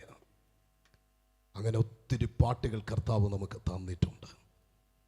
സന്തോഷത്തോടെ എത്ര പേർ ദൈവത്തെ സ്തുതിക്കും? ആമേൻ. ആത്മിക ഗീതങ്ങളാലും തമ്മിൽ പഠിപ്പിച്ചും ഓക്കെ ബുദ്ധി ഉപദേശിച്ചും നന്ദിയോടെ വിശദീകരിപ്പാൻ നിർവാഹമില്ല. ഇങ്ങനെ ദൈവത്തിൻ്റെ വചനം നിങ്ങളുടെ ഹൃദയത്തിൽ വസിക്കണം. എന്തിനാണ് വചന ഹൃദയത്തിൽ വസിക്കേണ്ടത്? വചന ഹൃദയത്തിൽ വസിക്കേണ്ടത് ഒന്ന്, വചനപ്രകാരം പ്രാർത്ഥിക്കണം. യോഹന്നാൻ്റെ സുവിശേഷത്തിൽ നമ്മളിങ്ങനെ കാണുന്നുണ്ട്. യോഹന്നാൻ്റെ സുവിശേഷത്തിൽ വായിക്കുന്നു, ആമേൻ, എൻ്റെ വചനം നിങ്ങളിലും നിങ്ങൾ എന്നിലും വസിക്കുന്നു എങ്കിൽ നിങ്ങൾ ഇച്ഛിക്കുന്നതെന്ത് അപേക്ഷിച്ചാലും ഞാനതെന്ത് ചെയ്യും? നൽകിത്തരും. അപ്പോൾ പ്രാർത്ഥിക്കുമ്പോൾ വചനപ്രകാരം പ്രാർത്ഥിക്കണം. വാക്കുകളുടെ ജൽപ്പനമല്ല, ആവശ്യങ്ങളുടെ പട്ടിക നിരത്തുകയല്ല പ്രാർത്ഥന. പ്രാർത്ഥനയിൽ വചനം ഉരുവിട്ട് പ്രാർത്ഥിക്കാൻ കഴിയണം. Price the Lord. നമുക്കറിയാം, ഒരു പരീശന് ചുങ്കക്കാരനോട് പ്രാർത്ഥിക്കാനായിട്ട് വന്നു. ആമേൻ. ഈ പരീശനായ മനുഷ്യൻ്റെ പ്രാർത്ഥനയും ചുങ്കക്കാരൻ്റെ മണ്ടക്കിട്ട് വെട്ടിക്കൊണ്ടായിരുന്നു പ്രാർത്ഥന. ആമേൻ. ഇതെല്ലാം കേട്ട് ഈ ചുങ്കക്കാരൻ മനസ്സ് തകർന്നത്, സ്വർഗത്തോട് പോലും നോക്കാൻ കഴിയാതെ മാറത്തടിച്ച് നിലവിളിച്ച് മടങ്ങുമ്പോൾ ദൈവം അവൻ്റെ പ്രാർത്ഥനയെ കേട്ടു. Price the Lord. ഇന്ന് രാത്രിയിൽ വചനം ഉരുവിട്ട് പ്രാർത്ഥിക്കാൻ കഴിയണം. പിന്നെ രണ്ട്, എന്തിന് വചനം ഹൃദയത്തിൽ വസിക്കേണ്ടത്? വചനം ഹൃദയത്തിൽ വസിക്കേണ്ടത് പരീക്ഷകളെ ജയിക്കണമെങ്കിൽ വചനം അകത്ത് വസിക്കണം. നമ്മുടെ കർത്താവായ യേശു ക്രിസ്തു പരീക്ഷകളെ ജയിച്ചത് വചനത്താലാണ്. കർത്താവ് സ്നാനപ്പെട്ട് അനന്തരം ആത്മാവ് മരുഭൂമിയിലേക്ക് കൊണ്ടുപോയി. ആമേൻ. അവിടെ താൻ ഉപവസിച്ചു. ഉപവസിക്കുമ്പോൾ പരീക്ഷകൻ അടുത്തു വന്നു. പരീക്ഷകനൊരു ചോദ്യം, നീ ദൈവപുത്രനെങ്കിൽ ഈ കല്ലിനോട് അപ്പമാകാൻ കൽപ്പിക്കുക. അപ്പോൾ നീ ദൈവപുത്രൻ എന്ന് പ്രകോപിപ്പിക്കുമ്പോൾ പിശാചി കരുതിയത് അവിടെ കിടക്കുന്ന കല്ലും മണ്ണും എല്ലാം വാരി യേശു അത് അപ്പമാക്കി കാണിക്കുമെന്ന പിശാചി കരുതിയത്.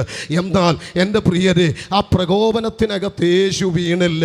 എൻ്റെ പ്രിയരെ, നിങ്ങൾ മനസ്സിലാക്കണം, ഈ അണ്ടകടാകത്തെ മുഴുവൻ ഒറ്റ വാക്ക് കണ്ട് ഉളവാക്കിയ നമ്മുടെ കർത്താവിന് ഒരു കല്ലിനെ അപ്പമാക്കി കാണിച്ചുകൊണ്ട് യേശു ദൈവമാണെന്ന് തെളിയിക്കേണ്ട ഒരു ഗതികേട് യേശുവിനില്ല.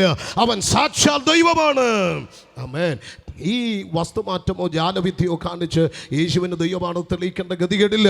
അപ്പോൾ പിശാച് അവനെ പ്രകോപിപ്പിച്ചത് യേശു അത് ചെയ്താൽ പിശാചിനെ അനുസരിച്ചു എന്ന് വരും. ഒന്നാമത്തെ ആദാമിനെ പിശാച് വശീകരണത്താൽ അനുസരിപ്പിച്ച് വീഴ്ത്തിയതുപോലെ യേശുവിനെ പ്രകോപിപ്പിച്ച് ഒടുവിലത്തെ ആദാമായി വെളിപ്പെട്ട ക്രിസ്തുവിനെ പ്രകോപിപ്പിച്ച് അനുസരിപ്പിക്കാൻ ശ്രമിച്ച പിശാചിൻ്റെ ശ്രമത്തെ യേശു പരാജയപ്പെടുത്തിയത് വചനം കൊണ്ടാണ്. ആവർത്തന പുസ്തകം എടുത്തു വച്ചിട്ട് കർത്താവ് പറഞ്ഞു, അവൻ മനുഷ്യൻ അപ്പം കൊണ്ട് മാത്രമല്ല ജീവിക്കുന്നത്, ദൈവത്തിൻ്റെ വായിൽ നിന്ന് വരുന്ന സകല വചനങ്ങൾ കൊണ്ടും ജീവിക്കുന്നു. അത് കേട്ട് പിശാച് മാറി. വീണ്ടും കർത്താവിനെ ആമേൻ യെരൂശലേം ദേവാലയ അഗ്രത്തിൽ കൊണ്ട് നിർത്തി, ഗോപുരത്തിൻ്റെ അഗ്രത്തിൽ കൊണ്ട് നിർത്തി. ഏകദേശം 450 അടി ഉയരമാണ്, താഴെ കിദ്രം തോടാണ്.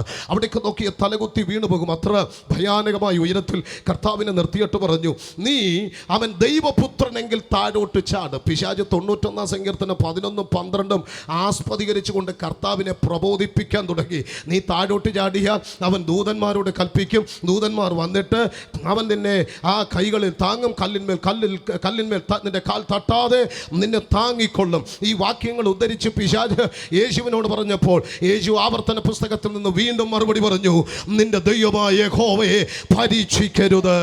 വചനം കൊണ്ട് കർത്താവ് പിശാചിനെ നേരിടുകയാണ്.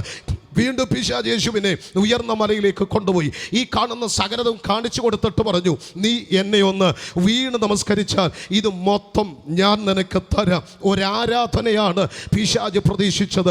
അവിടെയും യേശു മറുപടി പറഞ്ഞത് വചനം കൊണ്ടാണ്. നിന്റെ ദൈവമായ കർത്താവിനെ മാത്രമേ നമസ്കരിക്കാവൂ എന്ന് വചനം കൊണ്ട് കർത്താവ് മറുപടി പറയുകയാണ്.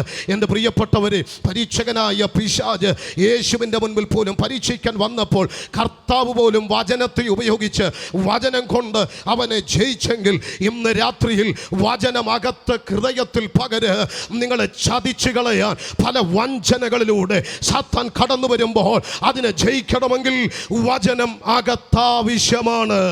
അതുകൊണ്ട് ദൈവവചനം ധ്യാനിക്കണം, വായിക്കണം, പഠിക്കണം, വചനം ഹൃദയത്തിലാക്കണം. 119 സങ്കീർത്തനത്തിന്റെ 11 വാക്യം ഇങ്ങനെയാണ് വായിക്കുന്നത്, ഞാൻ നിന്നോട് പാപം ചെയ്യാതിരിക്കേണ്ടതിന് നിന്റെ വചനം എൻ്റെ ഹൃദയത്തിൽ സംഗ്രഹിക്കുന്നു. അപ്പോൾ വിജയകരമായ ഒരു ജീവിതം നയിക്കണമെങ്കിൽ വചനം അകത്താവശ്യമാണ്.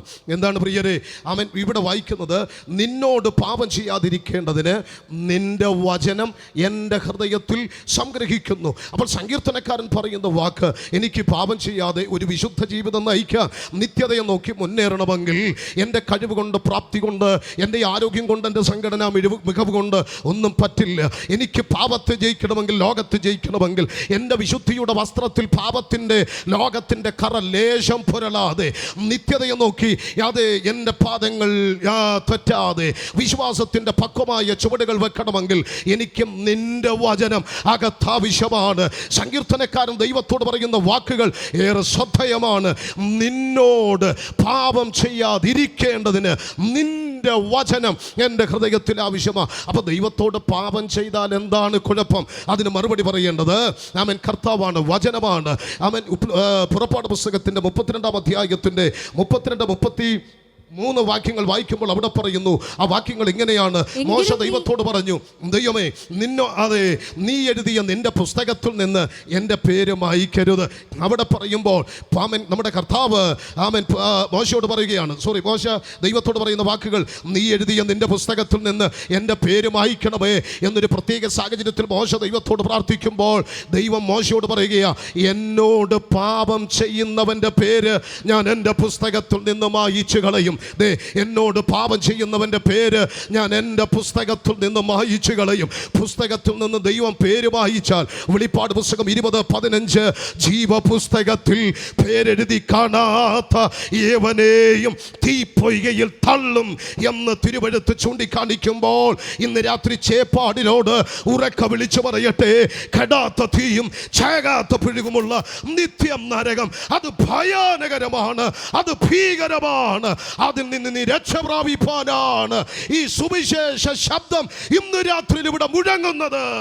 അതുകൊണ്ട് ഞങ്ങൾ വിളിച്ചു പറയുന്നു, നാം രക്ഷ പ്രാപിപ്പാൻ ആകാശത്തിന്റെ കീഴിൽ മനുഷ്യരുടെ ഇടയിൽ നൽകപ്പെട്ട ഒരൊറ്റ നാമം, അത് യേശു എന്ന നാമമാണ്. സ്നേഹിത, കാലമധികമില്ല. ഇന്ന് രാത്രി സുപ്രസാദ കാലമാണ്. ഇന്നാണ് രക്ഷാ ദിവസം. ഈ രാത്രി പ്രയോജനപ്പെടുത്ത്. ഇത് നിന്റെ ജീവിതത്തിൽ ഒരു വലിയ മാറ്റത്തിന്റെ രാത്രിയായി മാറണം. അപ്പോൾ ജീവപുസ്തകത്തിൽ പേരില്ലെങ്കിൽ ആമേൻ, തീപ്പൊയ്കയിലേക്ക് തള്ളും. അതാരുമാകട്ടെ, ഏത് മനുഷ്യനുമാകട്ടെ. മുഖപക്ഷ ദൈവത്തിനില്ല. ഏവാനെയും, ഒരു പരിഭാഷയിൽ കൊടുത്തിരിക്കുന്നത് ഏതാവാനെയും, ആമേൻ, പറയാൻ തന്നെ ഭയമാണ്.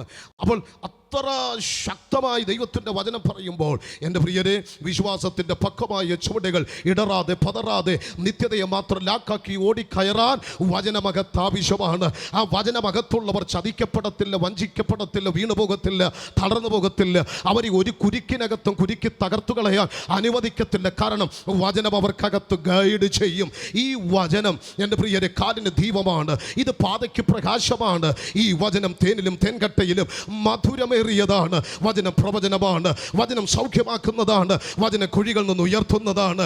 ഈ വചനം ചലിക്കുന്നതാണ്. ഇത് സഞ്ചരിക്കുന്നതാണ്. ഇന്ന് രാത്രി ഞാനിവിടെ പ്രസംഗിക്കുമ്പോഴും ഈ വചനം അതിൻ്റെ പ്രവൃത്തി ചെയ്യുകയാ. നിങ്ങൾ വിശ്വാസത്തോടെ ആമേൻ പറയുമ്പോൾ ഈ വചനത്തിൻ്റെ ശക്തി എവിടെ വെളിപ്പെടണമോ ഇന്ന് രാത്രിയിൽ അതിൻ്റെ ശക്തി അവിടെ വ്യാപരിക്കുകയാണ്. ആമേൻ. ഐസ്യുവിനകത്ത് കയറി ചെല്ലാൻ എപ്പോഴും നമുക്ക് പറ്റത്തില്ല. ഈ വചനം പരിമിതിയില്ലാതെ കയറി ചെല്ലും. ഏത് ഓഫീസിനകത്തും ഏത് രാജ്യത്തിലേക്കും ഈ വചനത്തിന് സഞ്ചരിച്ച് കയറി ചെല്ലാൻ കഴിയും. ശബ്ദ തരംഗത്തെക്കാൾ വേഗത ദൈവ വചനത്തിനുണ്ട്. ഇന്ന് രാത്രി അത് പുറപ്പെടുന്നു. അയച്ച കാര്യം സാധിപ്പിച്ച് മടങ്ങി വരുന്ന ദൈവത്തിൻ്റെ വചനം. എത്ര പേർക്ക് രാത്രി ഉറപ്പുണ്ട്? ഈ വചനം സത്യവചനം, പത്യവചനം, ദൈവത്തിൻ്റെ വചനം, ജ്ഞാനത്തിൻ്റെ വചനം, ആത്മാവിൻ്റെ വചനം, പ്രബോധനത്തിൻ്റെ വചനം, ഇത് ജീവൻ്റെ വചനം, സ്നേഹത്തിൻ്റെ വചനമാണ്.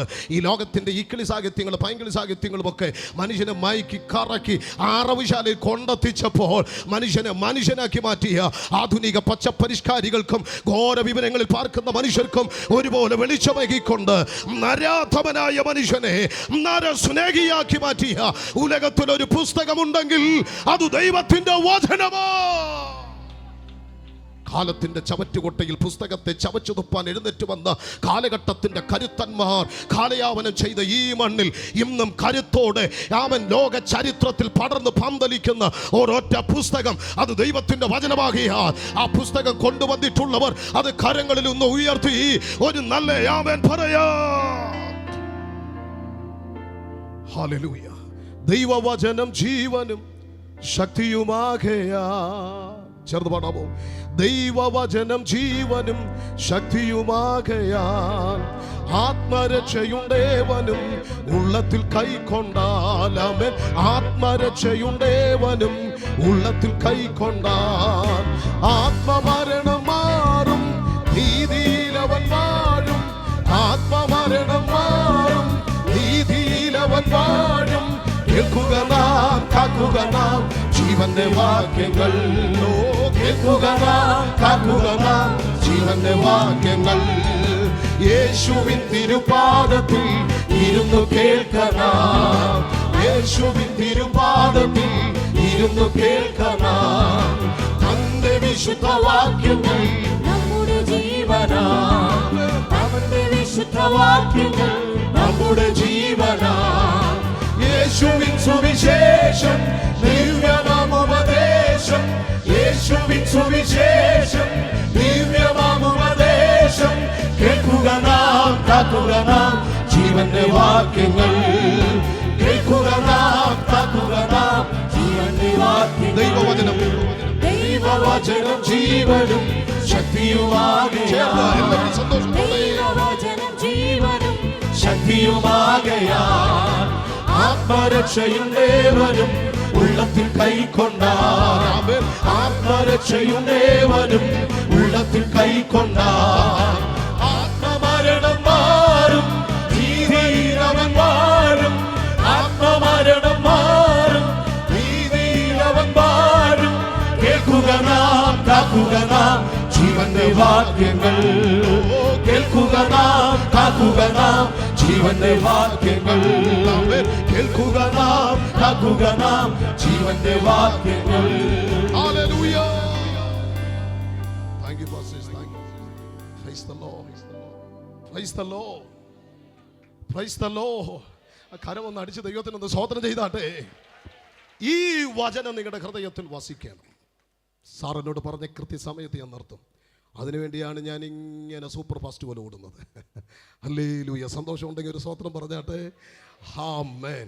വേഗത്തിൽ അടുത്ത ഭാഗം വായിച്ച് നമുക്ക് പര്യവസാനത്തിലേക്ക് എത്താം. ആമേൻ. മഹത്വത്തിൻ്റെ പ്രത്യാശയായ ക്രിസ്തു നിങ്ങളിൽ വസിക്കണം. വായിക്കാം നമുക്ക് കൊലോസ്യ ലേഖനം 1-ാം അധ്യായം അതിന്റെ 27-ാം വാക്യം വേഗത്തിൽ വായിക്കാം. അവരോട് ജാതികളുടെ ഇടയിൽ ഈ മർമ്മത്തിന്റെ മഹിമാധനം എന്തെന്ന് അറിയിപ്പാൻ ദൈവത്തിന് ഇഷ്ടമായി. ആ മർമ്മം മഹത്വത്തിന്റെ പ്രത്യാശയായ ക്രിസ്തു, മഹത്വത്തിന്റെ പ്രത്യാശയായ ക്രിസ്തു നിങ്ങളിൽ ഇരിക്കുന്നു. അപ്പോൾ ക്രിസ്തു നിങ്ങളിൽ വസിക്കുന്നു. Price the lord. കൊരിന്ത്യർ ലേഖനത്തിൽ you are a temple of God. നിങ്ങൾ ദൈവത്തിൻ്റെ ആരാണ്? മന്ദിരമാണ്. പഴയ നിയമത്തിൽ എവിടെയാണ് കർത്താവ് വസിച്ചത്? പുറപ്പാട് 25:8 കർത്താവ് പറഞ്ഞു, ഞാൻ നിങ്ങളുടെ നടുവിൽ വസിക്കേണ്ടതിന് എനിക്കൊരു വിശുദ്ധ നിവാസം ഒരുക്കണം. പഴയ നിയമത്തിൽ നമ്മുടെ നടുവിൽ വസിച്ചവൻ പുതിയ നിയമത്തിൽ വന്നപ്പോൾ പുതിയ വെളിപ്പാട്, അവൻ നമ്മുടെ നടുവിലല്ല, അവൻ നമ്മുടെ അകത്താണ് വസിക്കുന്നത്. Price the Lord. നമ്മുടെ അകത്ത് വസിക്കുന്നവൻ സാക്ഷാൽ ദൈവമാണ്. അവൻ്റെ ആമൻ ഈ കർത്താവിൻ്റെ ശ്രേഷ്ഠത: 1 ജയാളിയാണ്, 2 സമ്പൂർണ്ണതയുള്ളവനാണ്, 3 പ്രത്യാശ പുരുഷനാണ്. ജയാളിയ മരണത്തെ, പിശാചിനെ, ലോകത്തെ, പാപത്തെ യേശു ജയിച്ചു. എൻ്റെ പ്രിയരെ, എന്തിനാണ് അവൻ യേശു മരണത്തെ ജയിച്ചതാണ്? യേശു മരണത്തെ ജയിച്ചത്, യേശു എന്തിനാണ് മരിച്ചത്? റോമാലേഖനം 6:10 പാപസംബന്ധമായി. യേശു പാപം ചെയ്തിട്ടാണോ? അല്ല, പാപം അറിയാത്തവൻ. പിന്നെ ഇതൊരു പാപ പകര പരിഹാര മരണമായിരുന്നു. അതാണ് 2 കൊരിന്ത്യർ ലേഖനം 5:21 പാപം അറിയാത്തവനെ നമുക്ക് പകരം പാപമാക്കി. അപ്പോൾ യേശു മരിച്ചത് നമ്മുടെ പാപത്തിന് വേണ്ടിയാണ്, നമ്മുടെ ശിക്ഷയാണ്, നമ്മുടെ കുറ്റമാണ് അവൻ ഏറ്റെടുത്തത്. എത്ര പേർക്ക് ബോധ്യമുണ്ട് യേശു എനിക്ക് വേണ്ടിയാണ് മരിച്ചത്? അവൻ എന്നാൽ മരിച്ച് അടക്കപ്പെട്ട് അവിടം കൊണ്ട് അവസാനിച്ചില്ല. കടം വാങ്ങിയ കല്ലറ 3-ാം നാൾ മടക്കി കൊടുത്തുകൊണ്ട്, മരണത്തെ വെല്ലുവിളിച്ചുകൊണ്ട് യേശു ക്രിസ്തു ഉയർത്തെഴുന്നേറ്റു. അവൻ ഇന്നും ജീവിക്കുന്നു. ആകയാൽ മരിച്ച 6 അടി മണ്ണിനകത്ത് നീറിയൊടുങ്ങിയ ഒരു ദൈവസങ്കല്പമല്ല യേശു. അവൻ ഇന്നും ജീവിക്കുന്ന ദൈവമാണ്. നമ്മുടെ അകത്തിരുന്ന ഇരിക്കുന്നവൻ മരണത്തെ ജയിച്ചവനാണ്. പാപത്തെ ജയിച്ചവൻ, മരണത്തെ ജയിച്ചവൻ, ലോകത്തെ ജയിച്ചവൻ, പിശാചിനെ ജയിച്ചവൻ. ഞാൻ അതെല്ലാം കൂടെ ആമൻ വിവരിക്കുന്നില്ല. ആമൻ. അടുത്ത ഭാഗം, യേശു ക്രിസ്തു സമ്പൂർണ്ണതയുള്ളവനാണ്. അത് പറയാനാണ് ഞാൻ തിടുക്കത്തിൽ വന്നത്. യേശു ക്രിസ്തു സമ്പൂർണ്ണതയുള്ളവനാണ്. കൊലോസ്യ ലേഖനം 2:9 വായിച്ചേ. കൊലോസ്യ ലേഖനം 2:9. അവനിലല്ലോ ദൈവത്തിന്റെ സർവസമ്പൂർണതയും ദേഹരൂപമായി വസിക്കുന്നത്. ക്രിസ്തുവിന്റെ സർവസമ്പൂർണത, ആ സമ്പൂർണത മനുഷ്യത്വത്തിന്റെ, ദൈവത്വത്തിന്റെ സർവസമ്പൂർണത.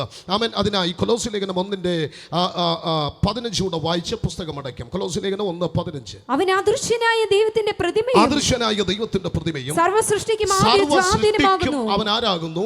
ആദ്യജാതനമാകുന്നു. അപ്പോൾ അവൻ അദൃശ്യനായ ദൈവത്തിന്റെ പ്രതിമയാണ്, സർവ്വസൃഷ്ടിക്കും ആദിജാതൻ. ഈ വാക്യത്തെ ഞാൻ 2ആയി ഡിവൈഡ് ചെയ്യുകയാണ്. അദൃശ്യനായ ദൈവത്തിന്റെ പ്രതിമ എന്ന പദത്തിന് മൂലഭാഷയിൽ കാണുന്നത് ഈ കോൺ എന്നൊരു പദമാണ്. പ്രത്യക്ഷീഭാവം പുലർത്തുക, തനതായതിനെ വെളിപ്പെടുത്തുക എന്ന് പറഞ്ഞാൽ ദൈവത്തോട് സമത്വമെന്നാണ് അതിൻ്റെ മലയാളത്തിലെ നല്ല പദം. സമത്വം, സാമ്യമല്ല. പിന്നെന്താണ് സമത്വം? ഈ സാമ്യം എന്ന് പറയുമ്പോൾ സാമ്യമുള്ള ഒത്തിരി ആളുകളുണ്ട്, അല്ലേ? സ്തോത്രം. ഇവിടെ പ്രിയ അച്ഛനെ പോലെ സാമ്യമുള്ള എന്നെ പഠിപ്പിച്ച ഒരു അധ്യാപകനുണ്ട്. അതുകൊണ്ട് അച്ഛനെ ആദ്യം കണ്ടപ്പോഴേ എനിക്ക് ആ സാറിനെ ഓടി വന്നത് അല്പം പേടിയും തോന്നി. Price the Lord. നമ്മളെപ്പോലെ ഇരിക്കുന്ന ആളുകൾ വേറെ ഇല്ലേ? ഉണ്ട്.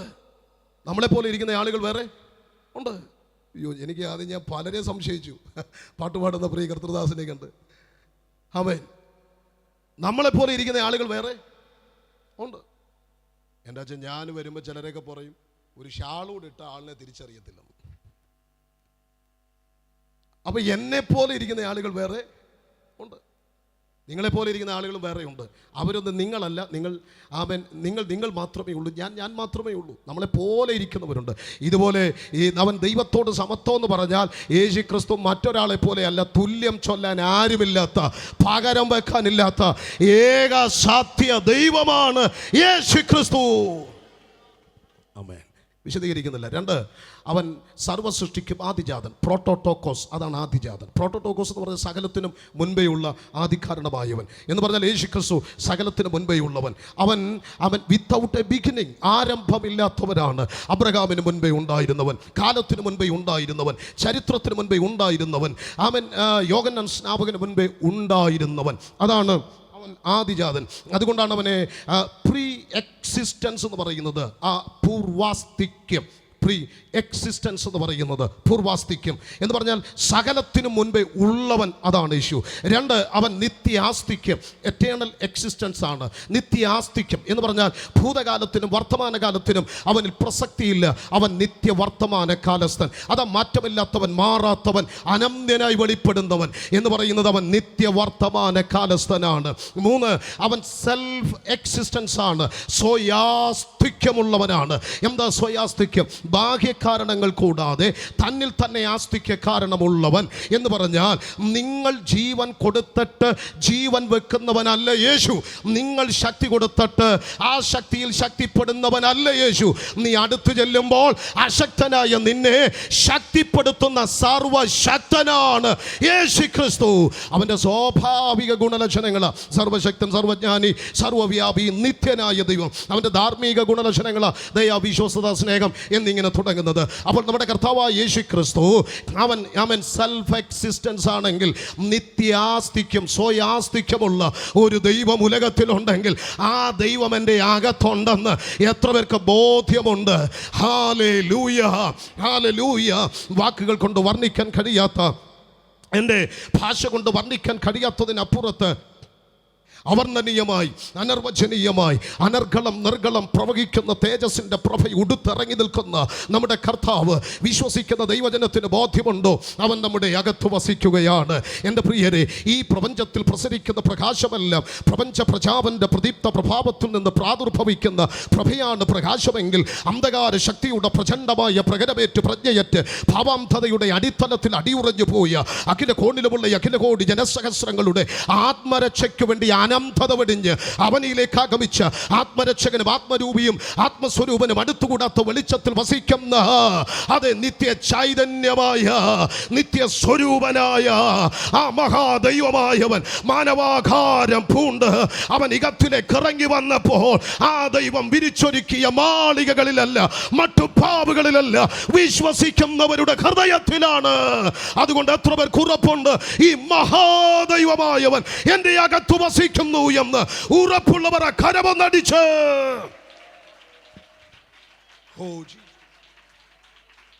എൻ്റെ പ്രിയരെ, വാക്കുകൾ കൊണ്ട് പറഞ്ഞാൽ, വചനത്തിലേക്ക് നോക്കിയാൽ, തിരുവചനത്തിലൂടെ അന്ന് സഞ്ചരിക്കേണ്ടതുണ്ടായിരുന്നു. ഞാൻ അത് എടുക്കുന്നില്ല. ഉൽപ്പത്തി പുസ്തകത്തിൽ സ്ത്രീയുടെ സന്തതിയായി, പുറപ്പാടിൽ പെസഹ കുഞ്ഞാടായി, ലേവ്യ പുസ്തകത്തിൽ ദൈവത്തിൻ്റെ കുഞ്ഞാടായി, സംഖ്യ പുസ്തകത്തിൽ അടിക്കപ്പെട്ട പാറയായി, യോശുവയിൽ സൈന്യങ്ങളുടെ അധിപനായി, ഇങ്ങനെ ആമേൻ വെളിപ്പാട് പുസ്തകത്തിൽ വരെ നിരന്നു വരുന്ന കർത്താവായ യേശു ക്രിസ്തുവിൻ്റെ മഹിമയെ വർണ്ണിച്ചാൽ എൻ്റെ സമയം ഇവിടെ തീരുന്നത് കൊണ്ട് ഞാൻ വർണ്ണിക്കുന്നില്ല. പക്ഷേ ഭാഷാശാസ്ത്ര പദാവലിയിലൂടെ നമ്മുടെ അകത്ത് വസിക്കുന്ന ക്രിസ്തുവിൻ്റെ ശ്രേഷ്ഠതയെ പാടിയാൽ അവൻ വചനശാസ്ത്രത്തിൽ ലോഗോസാണ്, അവൻ ഭാഷാശാസ്ത്രത്തിൽ ആൽഫയും ഒമേഗയുമാണ്, അവൻ ഭക്ഷ്യശാസ്ത്രത്തിൽ ജീവന്റെ അപ്പമാണ്, അവൻ ജലശാസ്ത്രത്തിൽ നിത്യജീവന്റെ ഉറവയാണ്, അവൻ അഗ്നിശാസ്ത്രത്തിൽ ദഹിപ്പിക്കുന്ന അഗ്നിയാണ്, അവൻ വാനശാസ്ത്രത്തിൽ നീതി സൂര്യനാണ്, അവൻ ജ്യോതിർശാസ്ത്രത്തിൽ ഉദയം നക്ഷത്രമാണ്, അവൻ തച്ചുശാസ്ത്രത്തിൽ ആണിക്കല്ലും മൂലക്കല്ലുമാണ്, അവൻ ശിലാശാസ്ത്രത്തിൽ യുഗങ്ങളുടെ പാറയാണ്, അവൻ ശരീരശാസ്ത്രത്തിൽ സഭയുടെ ശിരസാണ്, അവൻ ധനതത്വശാസ്ത്രത്തിൽ വീണ്ടെടുപ്പിന്റെ വിലയാണ്, അവൻ ഔഷധശാസ്ത്രത്തിൽ ഗിലെയാദിലെ ഔഷധമാണ്, അവൻ മനഃശാസ്ത്രത്തിൽ ആശ്വാസപ്രദനാണ്, അവൻ സസ്യശാസ്ത്രത്തിൽ ഷാരോനിലെ പനതീർ പുഷ്പവും അവൻ സാക്ഷാൽ മുന്തിരി വള്ളിയാണ്, അവൻ ജന്തുശാസ്ത്രത്തിൽ യഹൂദ ഗോത്രത്തിന്റെ സിംഹവും ദൈവത്തിന്റെ കുഞ്ഞാടുമാണ്, അവൻ നരവംശാസ്ത്രത്തിൽ സാക്ഷാൽ മുന്തിരി വള്ളിയാണ്, ഷാരോനിലെ പനതീർ പുഷ്പമാണ്. എന്നാൽ അവൻ ദൈവശാസ്ത്രത്തിൽ മഹാദൈവമാണ്. എല്ലാം മുട്ടും മടങ്ങും, എല്ലാം നാവും ഏറ്റുപാടും, അവൻ മാത്രം ദൈവം. ഓ, ആ ദൈവമാണ് എൻ്റെ അകത്തിരിക്കുന്നത്. സങ്കല്പമല്ല, മിഥ്യയല്ല. ഈ വെളിപ്പാടുന്ന രാത്രി നിന്നെ സൗഖ്യമാക്കും, നിന്നെ ആള് മാറിയവനെ പോലെ പുറത്തു കൊണ്ടുവരും. ഈ രക്ഷയുടെ സന്തോഷം ഈ മഹത്വത്തിൻ്റെ പൂർണ്ണത അനുഭവിക്കാതെ മടങ്ങരുത്. സർവസമ്പൂർണതയുള്ളവൻ മഹത്വത്തിൻ്റെ പ്രത്യാശയാണ്. യേശു പറഞ്ഞു, ഞാൻ പോയതുപോലെ മടങ്ങി വരും, പോയതുപോലെ മടങ്ങി വരും. നമ്മെ ചേർക്കാൻ കർത്താവ് വരാൻ പോവുകയാണ്. എത്ര പേർക്ക് ഉറപ്പുണ്ട്? ശബ്ദം നമ്മുടെ കാതിൽ കേൾക്കാൻ സമയമായി. തിടുക്കത്തിൽ നിങ്ങൾക്ക് മനസ്സിലാക്കാൻ ഒറ്റ സംഭവം ഞാൻ പറയാം. സ്തോത്രം. ലോകത്തിലെ എല്ലാ മതങ്ങൾക്കും ഇന്ന് ആലയമുണ്ട്. പക്ഷേ മതങ്ങളുടെ മാതാവെന്നറിയപ്പെടുന്ന യഹൂദ മതത്തിന് ഇന്ന് നിലവിൽ വർത്തമാന കാലത്തിൽ ഒരാലയമില്ല. സ്തോത്രം. എൻ്റെ പ്രിയരെ, 957 BC 957 ശലോമോനാൽ പണിയപ്പെട്ട ആലയം നെബൂഖദ്നേസർ തകർത്തു. അത് സെരുബാബേലിനാൽ പണിയപ്പെട്ടു. അത് വീണ്ടും കളങ്കപ്പെട്ടു. സ്തോത്രം. അതിനുശേഷം ഹെരോദാവ് 46 വർഷം കൊണ്ട് പുതുക്കിപ്പെടുന്നു. 46 ഫുട്ബോൾ കോർട്ടിൻ്റെ വലിപ്പമാണ് ജെറുസലേം എന്ന നഗരം തന്നെ. AD 70 ടൈറ്റസ് തകർത്തു, ഉഴുതുമറിക്കപ്പെട്ടു. 135 ഇസ്രായേൽ ചിതറി ലോകരാജ്യങ്ങളിൽ. 1917 മടങ്ങി വന്നു. 1948 അത്തി തളർത്തു, അവരുടെ രാഷ്ട്രം സ്ഥാപിച്ചു. പക്ഷേ ആലയമില്ല. 1948 ശേഷം 6 ദിവസത്തെ യുദ്ധം ജെറുസലേം പിടിച്ചടക്കി. പക്ഷേ ആലയമില്ല. 2025 ഇന്നും അവർക്ക് ആലയമില്ല. ആലയം പണിയാൻ ഇന്ന് അവരെല്ലാം ഒരുക്കി കഴിഞ്ഞിരിക്കുന്നു. അതിൻ്റെ കല്ലുകൾ, അടിസ്ഥാന കല്ല്, മൂലക്കല്ല്, പുരോഹിതന്മാരുടെ വസ്ത്രം, അകത്തെ കാഴ്ചയപ്പത്തിൻ്റെ മേശ, ധൂമ്രപീഠം, താമരത്തൊട്ടി, താമരയാഗപീഠം എന്ന് വേണ്ട സകലതും അസംബിൾ ചെയ്തിരിക്കുന്നു. ഒരു അപ്ഡേഷൻ 7 ദിവസം കൊണ്ട് പണി പൂർത്തീകരിക്കും. അത് മാറി 3 ദിവസം കൊണ്ട് പണി പൂർത്തീകരിക്കുമെന്ന് അവരവകാശപ്പെടുന്നു. പക്ഷേ ഇന്നും ആലയം പണിതിട്ടില്ല. ആലയം നിൽക്കുന്നിടത്ത് 2 പള്ളികളുണ്ട്. പക്ഷേ വിലാപം അതിനടുത്ത് അവർ ആലയം പണിയുമെന്ന് പറയുമ്പോൾ, എൻ്റെ പ്രിയപ്പെട്ടവരെ, സംഖ്യാപുസ്തകം 19-ാം അധ്യായത്തിൻ്റെ ശുദ്ധീകരണ നിയമമുണ്ട്. ചുവന്ന പശുവിനെ യാഗമർപ്പിച്ച് ആ യാഗത്തിൽ അതിൻ്റെ ചാരമെടുത്ത് ശുദ്ധീകരണം ചെയ്തു വേണം ആലയം പണിയാൻ. അതിൻ്റെ പുരോഹിതന്മാരെ ശുദ്ധീകരിച്ച് അവിടുത്തെ വസ്തുക്കളെല്ലാം ശുദ്ധീകരിച്ച് വേണം ആലയം പണിയാൻ. അതിന് ചുവന്ന പശു വേണം. 2000 വർഷമായി ചുവന്ന പശുവിനെ കണ്ടെത്താൻ കഴിഞ്ഞില്ല. എന്നാൽ അമേരിക്കയിലെ ടെക്സാസിൽ ബോണ ഇസ്രായേൽ ഒരു പരസ്യം ചെയ്തു. നിങ്ങൾ ചുവന്ന പശുവിനെ ഊനമില്ലാത്തതിനെ കണ്ടെത്തി തന്നാൽ $50,000 തരാം. ആ പ്രസ്താവന ഏറ്റെടുത്തു. 5 പശുക്കൾ കിട്ടി. 2021 ടെക്സാസിലെ അവിടുത്തെ എയർപോർട്ടിൽ നിന്ന് ബെൻ ഗൂറിയോൻ എന്ന ആ എയർപോർട്ടിലേക്ക് 5 ചുവന്ന പശുക്കളെത്തി. പ്രിയരെ, 2022 ചുവന്ന പശുക്കളെ പരിശോധിച്ചു. ഒരെണ്ണം അൺക്വാളിഫൈഡ് ആയിട്ട് മാറി, റിജക്റ്റ് ചെയ്തു. വീണ്ടും 2023 രണ്ടെണ്ണത്തിനെ അവർ റിജക്റ്റ് ചെയ്തു, അൺക്വാളിഫൈഡ് ആക്കി. രണ്ടാമത്തതിനെ അൺക്വാളിഫൈഡ് ചെയ്തതിൻ്റെ കാരണം അവർ അതിൻ്റെ രോമം പരിശോധിച്ച് വന്നപ്പോൾ 2 രോമം കറുത്തതാണ്. Praise the lord. നമ്മളായിരുന്നെങ്കിൽ ആ കറുത്ത രോമം കളറടിച്ചതിനെ യാഗത്തിന് കെറ്റിവിട്ടേനെ. പക്ഷെ 2 രോമം കറുത്തതാണ് അതിൻ്റെ പേരിൽ അതിനെ റിജക്റ്റ് ചെയ്തു. ഒരു യാഗത്തിന് ഇത്ര വില കൊടുക്കുന്നെങ്കിൽ നമ്മൾ അർപ്പിക്കുന്ന സ്തോത്രം എത്ര വലുതാണെന്ന് ഈ രാത്രി മറന്നു പോകരുത്.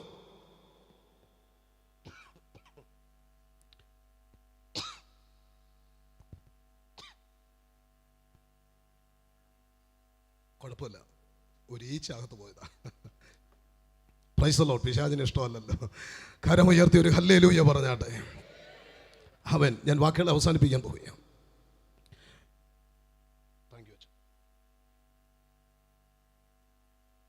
യേശുച്ച വരുമോ? ഈച്ച ഇനി അനുവദിക്കുന്നില്ല. ആമേൻ. ഒരു പ്രത്യാശയുടെ ഗാനം 1-2 മിനിറ്റ് കൊണ്ട് പാടി അവസാനിപ്പിക്കാം. പ്രിയരെ, റിജക്റ്റ് ചെയ്തു. 2025 ജൂലൈ 28 ഒരു റിഹേഴ്സൽ യാഗം ആ റിജക്റ്റ് ചെയ്തതിനെ കൊണ്ട് നടത്തി. റിഹേഴ്സൽ യാഗം. അവർ പറയുന്നു, ഇനി ഞങ്ങൾ ഒറിജിനൽ യാഗം നടത്തും. ആലയം ശുദ്ധീകരിക്കും, പണിയും. ആലയം പണിയാൻ റെഡി. തടസ്സം നമ്മളിവിടെ ഉള്ളതാണ്. നമ്മളിവിടെ നിന്ന് മാറാതെ ഈ ആലയത്തിൻ്റെ പണി നടക്കത്തില്ല. കർത്താവ് വരാറായി. എല്ലാവർക്കും എഴുന്നേൽക്കാം.